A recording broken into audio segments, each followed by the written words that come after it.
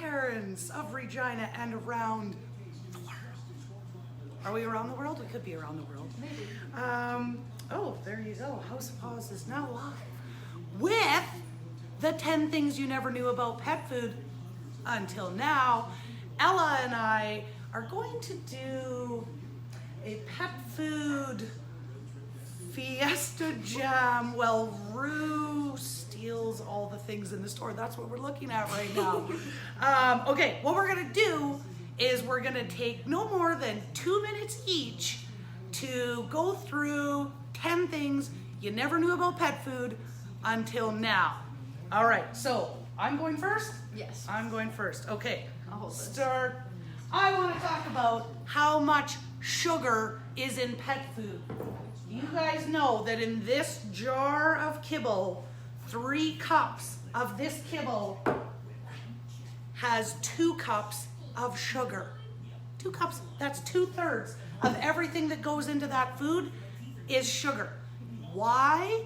Because of the carbs. How do the carbs get in there? From the starch.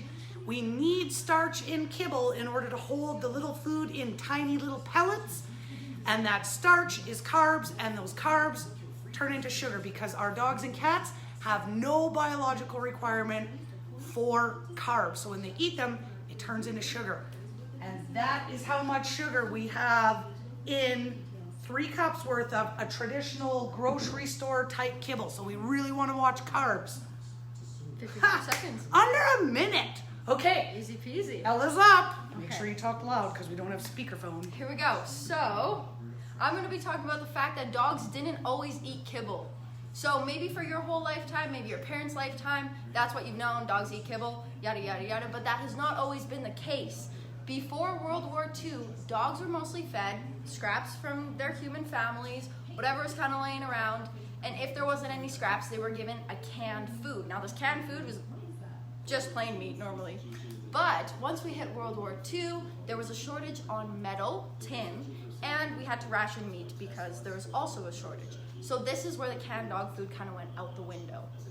Because of this shortage, we needed to find ways to feed our dogs so that they could survive. Not so that they could thrive, we just needed to get through, and this is how kibble was created.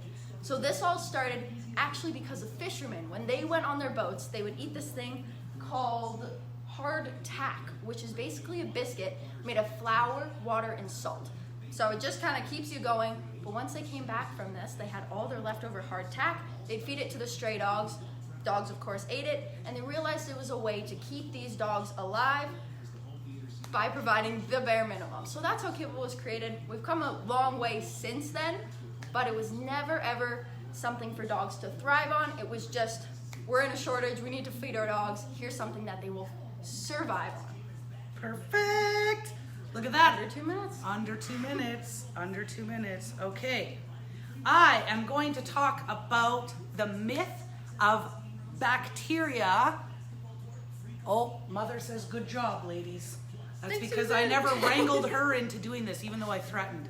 I'm going to talk about the myth of bacteria. So many folks think that we can't feed raw, we don't want to feed raw because it's raw meat and it has so much bacteria. The truth is, there is less bacteria in a raw food than there is in a dry food. And the amount less is 75 times. Or, if you look at it the other way, kibble, 75 times more likely to spread bacteria. Why? Because think about when you work with raw meat in your own kitchen. You're making hamburgers, you're cooking chicken breast, you're stuffing a turkey. You're very diligent about washing your hands, washing the surfaces, washing anything that the meat touches. The unfortunate thing is with kibble, everybody thinks it's dry. It can't do that. We're not as diligent when we stick dry food in a bowl, or when we scoop the dry food out of the bag, or when we grab a handful of raw food. That is where and how more bacteria can spread with a dry food than with a raw food. Ho ho! Minute 20 seconds. Minute 20, alrighty. Perfect. Ella's So, up. I'm going to be talking about carbs and grains and how there's this myth that carbs and grains are a great energy source. So if you see people who defend the grains and the carbohydrates in food, their main point is that carbohydrates are a great energy source. That's a very broad statement, but we need to think of this. Is it an appropriate energy source? So if we're talking about humans, of course, carbs are a great energy source. Eat them before you work out, eat them after you work out. But for dogs and cats, they don't metabolize carbs the same way. They do not have a biological requirement for it. So not only is it hard on their system when they eat it, they also don't require it and it just comes out of the waste. So that's like me saying a blanket statement. Grass provides all the vitamins, nutrients, minerals that is needed to survive. Who are we talking about? Are we talking about me? Are we talking about dogs? Are we talking about horses and cows? If it's horses and cows, of course, but I would not survive on a grass diet. So we need to look at what our animals actually need and look at the actual macros, not just say a blanket statement of carbs are a good energy source. 100% accurate. Kathy is asking, my 9-month-old Shih Tzu is scratching a lot. Do you have anything that might help with that? You bet, Kathy. Kefir. Fermented goat's milk or cow's milk is what we can do. Oftentimes, when we see itchiness or we see redness or we see sneezing or we see all of these external symptoms, they are just a symptom. We have to uncover the root cause, and almost every single time, the root cause starts in the gut. So if we're itchy and scratchy, it could just be that our gut is a little off balanced and we need to rebalance the gut, and the great way to do that is with kefir. Okay, I am going to talk about prescription foods. Prescription foods that we get from our vets, and this is no slam at the vets, you guys.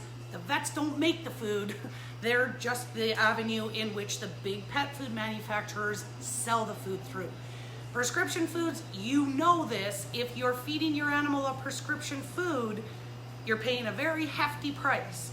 The unfortunate thing is you're paying a very hefty price for a food that doesn't have medicine in it.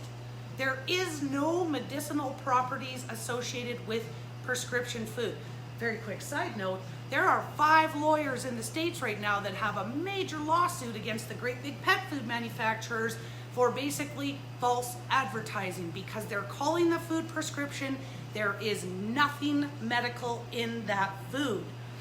The other thing I want you to keep in mind is if we're ever having to go on a prescription diet for any reason, 3 months is the longest that an animal should ever be on a prescription food. Then we want to get them back onto a healthy food that nourishes their little bodies and allows them to thrive, not just survive by filling their little tummies. Perfect. A minute, 10 seconds. Ooh, see, Ella didn't think we could do these in a minute. I didn't think so. Perfect. So I'm going to be talking about how long kibble lasts. So there's kind of this idea out there that since it's a dry food, shelf stable, lasts forever. While it's in the bag and while it's sealed, yes, it still has an expiry date, but it will last a long time. As soon as you open that bag, the fat is exposed to light and air and it starts to oxidize. So after 28 days, the food starts to rot. So if you ever had a dog that only eats the food when you first buy it and then after a couple weeks doesn't want to anymore, it's because it's rotten food and your dog can smell that. So we want to make sure, even if we can't get through the bag of food in 28 days, that is fine. We just need to put what we can't use in the freezer. So what I would do is I would put them in freezer bags and then I just take a week or 2 worth out at a time and feed that. That keeps the kibble fresh, it keeps all the nutrients in it, and your dog's not eating rotten food. Look at that, less than a minute. That's Best for one yet. optimum freshness, you Yes. guys, because some manufacturers, like Open Farm, for example, they will tell you if you go to them, hey, our food is good for 3 months when the bag is open, and that is true, but we want optimum freshness for the floof. So that's the 28-day marker, and that's what we always talk about. Now I've harmed in on your stuff. That was all right. Okay. All right, my next thing I'm going to talk about is, whoops, we just can't work the technology, grazing. We often hear a lot of times pet parents come in and say, oh, I have to feed a dry diet because my little guy is a grazer. But I'm going to tell you right now that grazing is not instinctual for our cats and dogs. In their natural environment, you eat when food is there because you don't know when the next meal is coming. So grazing is not an instinctual behavior. Grazing may really comes down to more like, ugh, I'll eat it if I have to so I don't die, but I'm not really loving this meal. You think about yourself, you sit down to your most favorite nutritious meal, do you just sit there and pick at it and then walk away and then come back a couple hours later and pick at it? You gobble that food down because you love it, and we want them to love it. They have 5 major things in their lives. They have food, they have sleep, they have walks, they have plays, and they have us. And we want 20% of their life, which is food, to be something that they absolutely love. So if you've got a grazer, they may not be too keen on that food. Done. Woo! Minute 15. Okay. A little bit less because I was slow. All right. All right, next one is the myth that kibble cleans the teeth. So you'll hear from certain marketing companies, you'll hear from even still some vets, that a hard, dry, crunchy diet takes that plaque and the tartar off the teeth. Nothing could be further from the truth. There's 2 reasons to this. First of all, we have seen the amount of sugar that is in the food. Sugar's just feeding that plaque and tartar. Second of all, look at your dog's mouth. Do you see lots of molars in there? Probably not. Your dog is not meant to grind and chew their food. They're meant to rip and swallow, rip and swallow. That's why they're full of canines. So if the idea behind this dental food is because they're chewing it and it's scratching all the plaque off, your dog doesn't even chew food to begin with. So even if that was the case, it's still not working because they're not chewing. I believe this myth for the first 7 years of my dog Sadie's life, and she's since had to get 20 teeth removed. And I think back and I feel so guilty because I was the one that pressured my parents, and I was like, we have to put her on a dry diet because her breath stinks and there's a whole bunch of plaque, and I was the one who caused that. But you don't know what you don't know. We're here to help educate you. We've been there, we've made those mistakes. I've seen what a dry diet does to their teeth. So if you want to feed a dry diet, completely fine. We just need to do some prevention. We need to take care of their teeth, maybe some little toppers, teeth brushing. There's ways to do that, but it's not through kibble. That is just a marketing scheme. That is so correct. And I want to add 2 things to what Ella said, because she touched on the sugar. And when we're eating a dry diet that has a high amount of carbs and lots of sugar, think about yourself when you eat that big icing covered gooey cupcake. Do your teeth feel clean? No. The other thing, crunchy food to clean the teeth. Oh, yeah. If I told you, you never have to brush your teeth again, just eat Doritos. They're crunchy, that'll keep your teeth clean. No.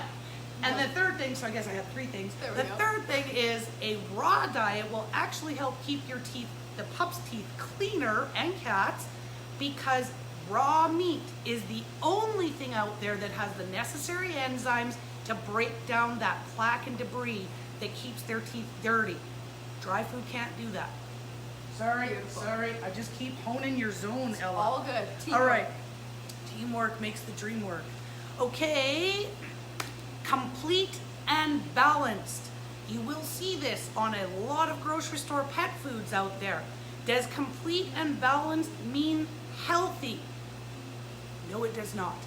Complete and balanced diets can still include controversial ingredients, harmful ingredients, which are 2 things we never want to put in our pet's bowl. And just because, if I use this comparison, I go to McDonald's and I get a Big Whack and fries with a milkshake, I may have touched on all 4 food groups. I got some meat, I got some dairy, I got some veggies, and I got some grains. It doesn't mean it's the healthiest option for me out there. So when you see complete and balanced, that still means that you want to take a look at the ingredients that are in the bag and make sure that they are quality ingredients, that you know where they're sourced from, and that not only is the meal complete and balanced, but it is also a healthy, nutritious option. Minute 10 seconds. That's because I just keep taking up all your time. No, that's all good. Perfect. So, last one that I'm doing is moisture in pet food. So, dogs need 60 to 75% of their diet they get the moisture from. So if you're feeding a fresh food, they're gonna absorb 60 to 75% of the moisture in that food from their food. So they don't need to drink as much water. Whereas cats actually don't have the sense of I'm thirsty. So cats are a lot more important. They take about 90 to 100% of their daily water intake is through their food. Flip over a bag of kibble, you'll see that the moisture content is 10%. This, of course, is we can't make a kibble with 30% moisture. It's not gonna be a kibble and it's not gonna keep well. So if we are feeding a kibble, we need to make sure for dogs and cats that we are increasing their hydration. I don't like to eat dry cereal. If someone serves me a bowl of dry mini wheats, I'm not gonna be very happy. My mouth is not gonna feel too good after the third or fourth bite. It's gonna be pretty chalky in there. So we can add a bone broth, we can add a goat's milk, we can even add water. But dogs and cats need to get some of their moisture from their diet. There are so many animals out there that are chronically dehydrated, especially with cats. We see a lot of uric crystals, we see a lot of moisture problems with them. So best way to prevent that, let's add some moisture back into their diet, whether it's fresh toppers, like I said, the liquid toppers. And if you can't afford to do that every week, let's do water. We can always add in some water to their food. Let's just add that moisture back in and let's go back to their natural way of intaking water. And we could also, oh, see, I'm gonna jump in on your thing again. We got time. Okay, we got time.